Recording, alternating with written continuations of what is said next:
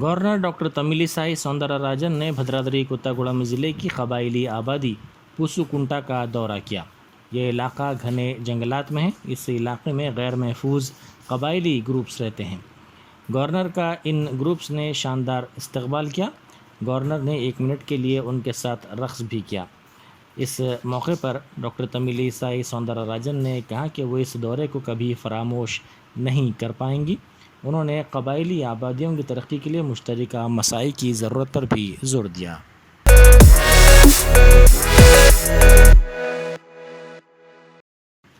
वज़ीर आला चंद्रशेखर राव ने मरकज़ की बीजेपी हुकूमत पर सियासी मफादात हासिल करने के लिए मुल्क के माहौल को ख़राब करने का इल्ज़ाम लगाया। कैंप ऑफिस प्रगति भवन में रियासती काबीना के इजलास के बाद मीडिया से बात करते हुए वज़ीर आला ने कहा कि गुज़िश्ता रोज़ रामनवमी के मौके पर मुल्क के चंद मकामात पर फ़िरक़ावाराना कशीदगी देखी गई, जहां दोनों तबक़ात के अवाम को मुश्तइल करने के लिए पथराव किया गया। उन्होंने कहा कि रामनवमी के मौके पर गुजरात और कर्नाटक में इस तरह के वाक़यात देखे गए। उन्होंने कहा कि बीजेपी जिन रियासतों में अनकरीब इंतखाबात होने वाले हैं, वहाँ एक मुनज़्ज़म साजिश के तहत माहौल को ख़राब करते हुए सियासी फ़ायदा हासिल करने की कोशिश कर रही है। उन्होंने कहा कि मुल्क भर में रामनवमी मनाई गई, हर घर और हर गांव में ये त्यौहार मनाया गया, लेकिन 2-3 रास्तों में ही फ़िरक़ावाराना तशद्दुद बरपा हुआ। ये इसलिए कि वहाँ अनकरीब इंतखाबात होने वाले हैं।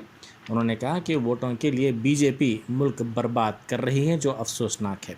वज़ीर आला ने कहा कि गुज़िश्ता चंद दिनों से हिंदुस्तान के सिलिकॉन वैली समझे जाने वाले बेंगलुरु शहर की हालत ख़राब कर दी गई है।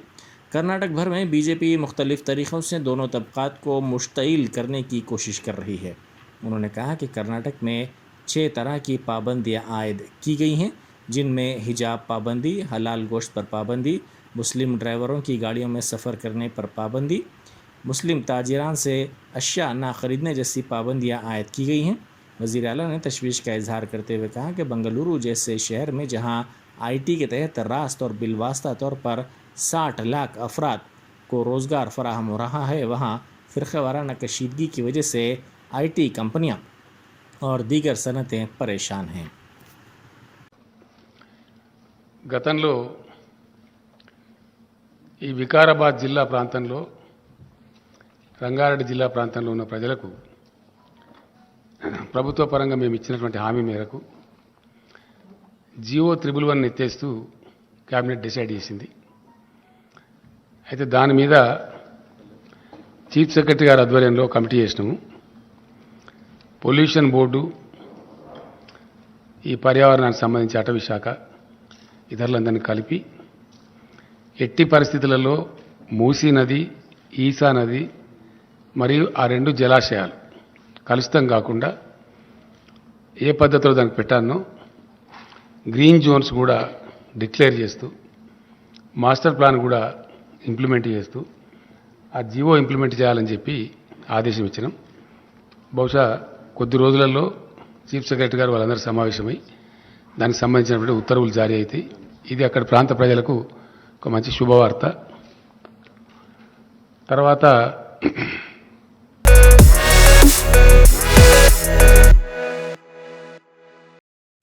मरकज़ी वज़ीर सियाहत किशन रेड्डी ने कहा है कि वज़ीर आला और उनके रुफ़क़ा धान की ख़रीदारी के मसले पर मरकज़ के ख़िलाफ़ झूठी मुहिम चला रहे हैं।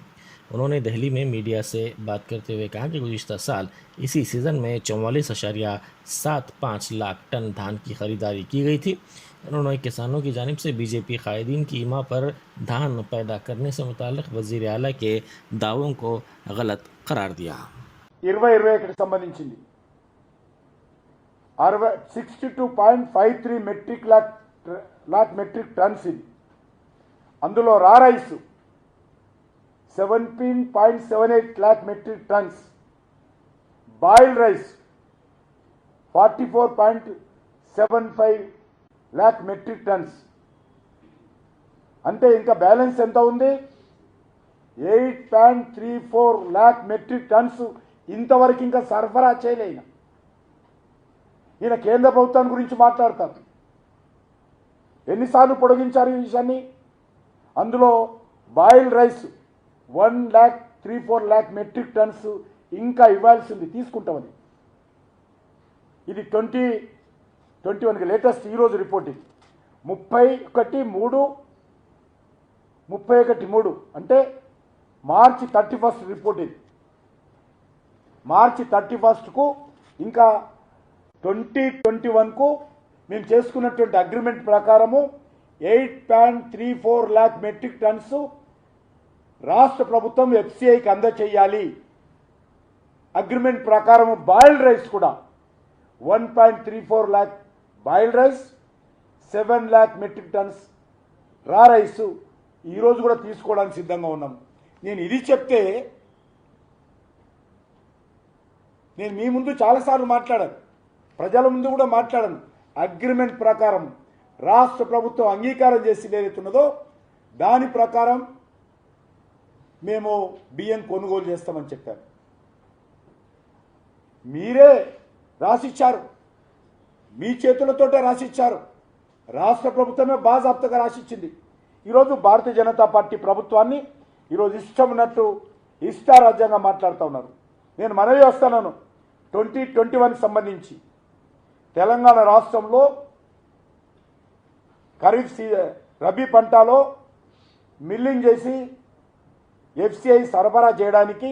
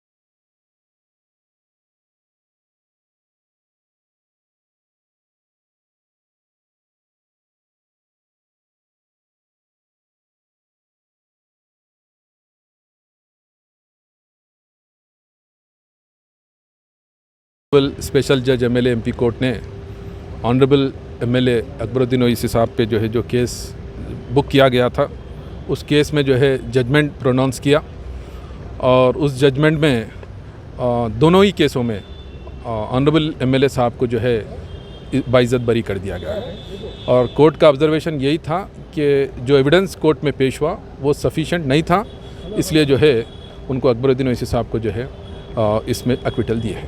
बेनिफिट ऑफ डाउट दिया गया है, केस जो है प्रोसिक्यूशन प्रूफ नहीं कर सकी, एविडेंस जो लाई है वो सफिशिएंट नहीं था, इस ग्राउंड पे जो है एक्विटल मिला है।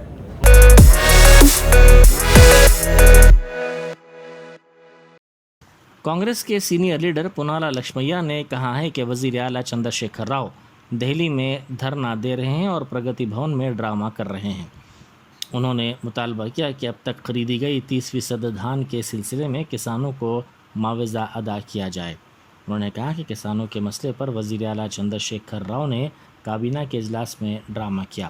उन्होंने कहा कि कांग्रेस इब्तिदा ही से धान की खरीदारी का मुतालबा करती आ रही है। చివరగా తెలంగాణ రాష్ట్ర ముఖ్యమంత్రి కేసీఆర్ గారు రైతుల విషయంలో, యాసంగి విషయంలో మంత్రిమండలి సమావేశంలో బాగా చర్చించినట్టుగా వార్తల్లో చివరికి చర్చించిన ఎన్నో విషయాలు కూడా చర్చించినప్పటికీ అందులో ఒక అంశం ధాన్యం కొనుగోలు. అంటే ఈ రాష్ట్ర ముఖ్యమంత్రి దేని మీద ప్రత్యేక శ్రద్ధ చూపించినారని ప్రజలకు చెప్తూ వచ్చాడో, ఏ విషయంలో కేంద్రంతో పోరాడుతున్నారని మభ్యపెట్టడానికి ప్రయత్నం చేశాడో అది దాదాపు 20-25 అంశాలలో ఒక్క అంశం. ఇది చూస్తే ఆయన రైతుల మీద ఏ రకంగా ప్రయోగం చేస్తున్నాడు, ఆయన చెప్పేదేమిటి, చేసేది చివరికి ఏమిటి అని ఒకసారి ఆలోచిస్తే ఇది అసంబద్ధమైన పరిపాలన, ప్రజల్ని రైతులను మోసం చేసే పరిపాలన లాగా ఖచ్చితంగా జరగదు. ఎందుకంటే మేము మన కాంగ్రెస్ పార్టీ మొదటి నుంచి చెప్తుంది, మీరు ప్రతి గింజ కొంట అన్నారు, గింజ కొనవయ్యా మొదలు అన్నాం. అది కొనకుండా దాదాపు 30% వడ్లు రైతులు అడ్డికి పావుసేరు అమ్ముకున్న తర్వాత ఢిల్లీలో ధర్నా గంట కూడా కాదు, ఆ తర్వాత 24 గంటల నోటీసు, ఆ తర్వాత మంత్రిమండలిలో అనేక అంశాలలో ఇదొక అంశం చర్చ, ఆ తర్వాత కొంటాము మద్దతు ధరకు కొంటాము అనే నెపం. ఈ నూకలు ఏదైతే ఎక్కువగా వస్తున్నాయో యాసంగి పంటలో ఆ నష్టం ఏదో 1200, 1400, 1500 కోట్లే మేమైతే పెడతాం, కేంద్ర ప్రభుత్వాలు అడిగితే ఇవ్వట్లేదనే నెపం పెడతాం.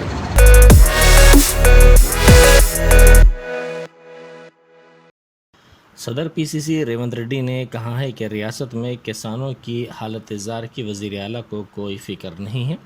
रियासत के कई किसानों ने ख़ुदकुशी की है, इनके ख़ानदानों की कोई मदद नहीं की गई है। कांग्रेस कायदीन के एक वफ़द ने गवर्नर डॉक्टर तमिलिसाई सौंदरराजन से आज राजभवन में मुलाकात की। इस मुलाकात के बाद मीडिया से बात करते हुए रेवंत रेड्डी ने कहा कि गवर्नर से हुकूमत की नाकामी के मसले को उजागर किया गया और कहा गया कि हुकूमत की नाकामी की वजह से मरने वाले किसानों के ख़ानदानों की मदद करने की हुकूमत से ख्वाहिश की जाए। उन्होंने कहा कि तेलंगाना में पैदा धान के हर दाने को हुकूमत की जानिब से ख़रीदी को यकीनी बनाने के लिए दबाव डालने काफ़ी अरसे से कांग्रेस जद्दोजहद कर रही है। మిల్లర్ల చేతిలోకి వెళ్ళిపోయింది. ఆ 1960 రూపాయల కనీస గిట్టుబాటు ధర ఇచ్చి కొనాల్సింది 1300 రూపాయలకే మిల్లర్లు కొన్నారు. దాదాపుగా రైతులకు 600 రూపాయలకు ఒక క్వింటాల్ లాగా రైతులకు నష్టం జరిగింది. ఇప్పటి వరకు కొనుగోలు చేసిన 30% వరి ధాన్యంలో రైతులకు దగ్గరగా 2000 కోట్ల రూపాయల నష్టం వచ్చింది. కాబట్టి బోనస్ రూపంలో రైతులు ఏదైతే మిల్లర్ల చేతుల మోసపోయిందో మిల్లర్ల దగ్గర వివరాలు ఉన్నాయి. ఏ రైతు మిల్లర్లకు ఎంత వరి ధాన్యం అమ్ముకున్నాడో మిల్లర్ల దగ్గర వివరాలు ఉన్నాయి. కాబట్టి ఆ రైతులకు తక్షణమే ప్రతి క్వింటాల్కు 600 రూపాయలు అదనంగా రాష్ట్ర ప్రభుత్వం బోనస్ ఇప్పించాల్సిందిగా గవర్నర్ గారికి మేము నివేదిక ఇవ్వడం జరిగింది. ఇప్పుడు కొనుగోలు చేస్తున్న రాష్ట్ర ప్రభుత్వం కొనుగోలు చేస్తా అని చెప్పిన వరి ధాన్యాన్ని కూడా 1960 రూపాయల కనీసం మద్దతు ధర ఖచ్చితంగా రైతులకు చెందే విధంగా చర్యలు తీసుకోవాల్సిందిగా గవర్నర్ గారికి చెప్పినాము. ఇదే కాకుండా 2021 సంవత్సరంలో కేంద్ర ప్రభుత్వం ఎఫ్సిఐ ద్వారా ఈ పౌర సరఫరాల శాఖకు నిధులను కేటాయించి వరి ఏదైతే కొనుగోలు చేసి ఆ వడ్లను మిల్లర్లకు ఇచ్చి మిల్లర్ల వడ్లను బియ్యంగా మార్చి ఎఫ్సిఐకి సరఫరా చేయాల్సిన అవసరం ఉంది. ఈ సంవత్సరం మొత్తము మిల్లర్ల సరఫరా చేయకపోవడం వల్ల 8,34,000 మెట్రిక్ టన్నుల బియ్యము మాయమైనాయని చెప్పి నిన్న కేంద్ర మంత్రి కిషన్ రెడ్డి గారు స్పష్టంగా చెప్పడం జరిగింది. 8,34,000 మెట్రిక్ టన్నుల బియ్యం విలువ 2,600 కోట్లు.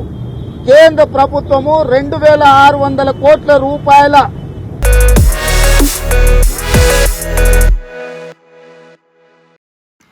डीजीपी महेंद्र रेड्डी ने वुमेन सेफ्टी विंग हैदराबाद में तीसरी सिन्फ के तहफ़्फ़ुज़ के लिए मरकज़ का इफ्तिताह किया। मुक़न्नसों की सलामती और उन्हें तशद्दुद से महफूज रखने को यकीनी बनाने के लिए इस मरकज़ का इफ्तिताह किया गया। इस प्रोटेक्शन सेल में एक पुलिस इंस्पेक्टर की क़यादत में एक टीम काम करेगी, जिसमें मज़ीद 3 सब इंस्पेक्टर्स और कांस्टेबल्स शामिल होंगे। महेंद्र रेड्डी ने इस मरकज़ की इफ्तिताही तकरीब से खिताब करते हुए कहा कि ये मरकज़ मुक़न्नसों के मसाइल के हल के लिए मददगार साबित होगा। तीसरी सिन्फ से ताल्लुक़ रखने वाले समाज को इंसाफ दिलाने के लिए ये मरकज़ तारीख़ी अहमियत का हामिल होगा। तीसरी सिन्फ के तहफ़्फ़ुज़ को यकीनी बनाने के लिए रियासती सतह पर यह मरकज़ बनाया गया है।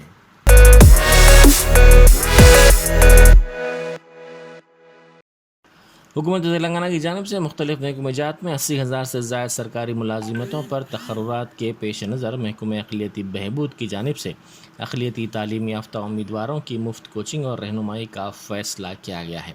مشیر حکومت برائے اقلیتی بہبود اے کے خان نے بتایا کہ گروپ 1، گروپ 2، گروپ 3 اور گروپ 4 کے علاوہ سب انسپکٹر پولیس، کانسٹیبلز اور ٹیٹ کے علاوہ دیگر امتحانات کی تیاری، تقررات کی تک رہنمائی محکمہ اقلیتی بہبود کی جانب سے بڑے پیمانے پر مفت انجام دی جائے گی۔ انہوں نے بتایا کہ ریاست کے سابقہ متحدہ اضلاع کی بنیاد پر کوچنگ شروع کرنے کا منصوبہ ہے۔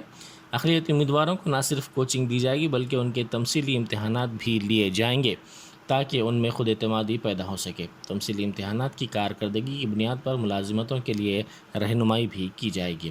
انہوں نے بتایا کہ محکمہ اقلیتی بہبود کی جانب سے حکمت عملی تیار کی جا رہی ہے کہ کون سے امیدوار کس امتحان کے لیے تیاری کریں۔ اسپیشل کوچنگ کلاسز شروع کریں گے۔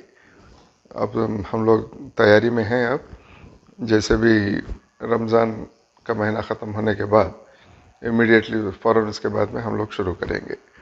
اب تک ہمارا پلان یہ ہے کہ 10 اولڈ ڈسٹرکٹ ہیڈ کوارٹر جو تھے وہاں پر یہ سینٹرز کو ہم قائم کریں گے۔ اچھے سے اچھی فیکلٹی لے کے آئیں گے وہاں پر، اسٹڈی میٹیریل ڈیولپ کریں گے اور کوچنگ کم سے کم 1.5 سے 2 مہینے تک چلائیں گے کوچنگ کلاسز۔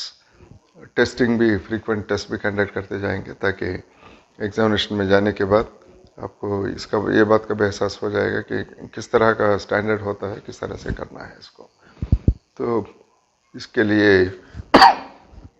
اب سے سارے نوجوان تیار ہونا ضروری ہے۔ اب یہ سینٹرز 10 ڈسٹرکٹس میں تو 10 رہیں گے۔ حیدرآباد میں ہم لوگ اس طرح سے پلان کر رہے ہیں کہ کم سے کم 2 سینٹرز ہوں ادھر حیدرآباد میں۔ تو جہاں بھی آپ کو سہولت ہے، جو بھی سینٹر آپ کے قریب میں ہے یا کوئی آپ کا مکان وہاں پر ہے، کوئی رشتہ دار ہیں، قیام کرنے کے لیے کوئی فیسلٹی ہے وہاں پر، آپ کو وہاں پر پہنچ جانا چاہیے۔ یہ 10 ڈسٹرکٹ ہیڈ کوارٹر، اولڈ ڈسٹرکٹ ہیڈ کوارٹرز یا شہر حیدرآباد میں داخلہ کہیں بھی لے سکتے ہیں آپ۔ لینے کے بعد آپ کی تربیت اچھی طرح سے وہاں پر ہم لوگ کروائیں گے۔ میرا خاص اپیل ڈاکٹرز اور انجینئر سے ہے، کیونکہ میڈیکل اینڈ ہیلتھ ڈپارٹمنٹ میں بھی ویکنسیز ہیں، اور انجینئرنگ ڈپارٹمنٹ جیسے اس سے پہلے میں بتا رہا تھا آپ کو کہ اریگیشن، روڈس اینڈ بلڈنگز، الیکٹریسٹی بورڈ، اس میں ویکنسیز ہیں۔ جو بھی BE بی ٹیک کرے ہیں یا اس کے آگے بھی M ٹیک کرے ہیں، یہ سب ایلیجیبل ہوں گے اس کے لیے۔ بہت سارے جابس کے لیے بیسک کوالیفیکیشن گریجویشن ہے۔ تو اب آپ کی انجینئرنگ اسٹریم سے جو انجینئرنگ کرے ہیں، آپ کو ایلیجیبلٹی رہے گی اس کے لیے۔ تو میں جانتا ہوں بہت سارے نوجوان تلنگانہ سے، کیونکہ یہاں پر گورنمنٹ میں ریکروٹمنٹ 2-3 سال سے نہیں ہوا تھا، تو اس لیے بہت سارے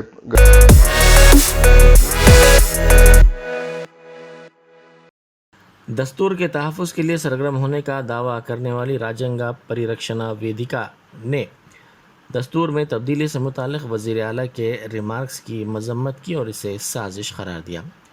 تنظیم کے ذمہ داروں نے دستور سے متعلق وزیر اعلیٰ کے ریمارکس کے خلاف باغلنگم پلی سے اندرا پارک تک ریلی نکالی۔ اندرا پارک کے قریب جلسہ بھی منعقد کیا گیا۔ చివరికి రాజ్యాంగాన్ని రక్షించుకునే బాధ్యత కూడా బడుగు జీవులమైన మనదే అయింది తప్పితే ముఖ్యమంత్రిది కాలే. ముఖ్యమంత్రి అదే ఓటుకు పుట్టిన ముఖ్యమంత్రి ఇలా రాజ్యాంగాన్ని మార్చమంటున్నాడు. చలో రాజ్యాంగాన్ని మార్చమంటే మీరైన ఏ ఎత్తుగడతో వస్తారో మేము దానికి సిద్ధం. ఎన్నోసార్లు ఎన్నో వేదికల మీద చెప్పినాం. ఈ దేశంలో 50% మంది ఉన్న జనాభా ఉన్న బీసీలకు చట్టసభలో రిజర్వేషన్లు ఇవ్వడానికి సిద్ధమా ఏమో తేల్చుకో కేసీఆర్. మేము దాని కొరకు మందకృష్ణ గారి నేతృత్వంలో మేము అందరం వస్తామని చెప్పి మేము ఛాలెంజ్ విసిరాం. నేను కేసీఆర్ లక్ష్యంగా రాజ్యాంగ వ్యతిరేక శక్తులకు హెచ్చరిక చేస్తున్నా. ఒరే దగుల్బాచిల్లారా, ఈ దేశంలో రాజ్యాంగం ఎవరికైనా నచ్చకపోతే ఈ దేశం విడిచి పార్చిపోరి దద్ది దరిచులారా అని చెప్తున్నాం. ఈ దేశంలో బతికే హక్కు లేదు.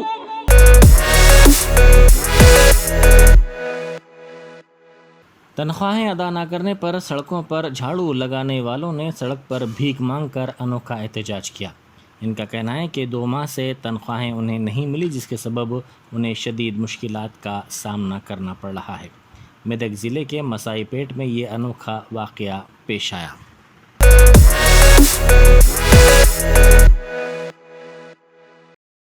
ایس او ٹی پولیس نے محکمہ سول سپلائز کے عہدیداروں کے ساتھ مل کر جل پلی میں گودام پر دھاوا کیا۔ اس دھاوے کے دوران 100 ٹن عوامی نظام تقسیم کا چاول ضبط کیا گیا۔ بعد ازاں اس گودام کو مہر بند کر دیا گیا۔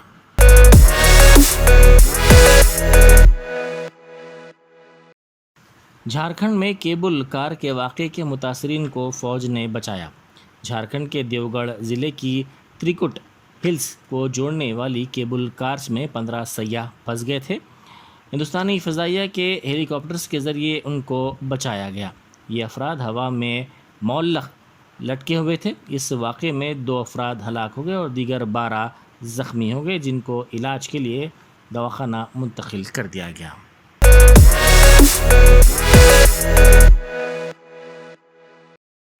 مدھیہ پردیش کے وزیر اعلیٰ شیوراج سنگھ چوہان نے کھارگاؤں اور بروانی واقعات کے پیش نظر ریاستی محکمہ داخلہ کے اعلیٰ عہدیداروں کے ساتھ ایک جائزہ اجلاس منعقد کیا۔ اس اجلاس میں وزیر داخلہ نروتم مشرا، ڈی جی پی اور دوسرے موجود تھے۔ وزیر اعلیٰ نے تشدد کے بعد کی صورتحال کا تفصیلی طور پر جائزہ لیا۔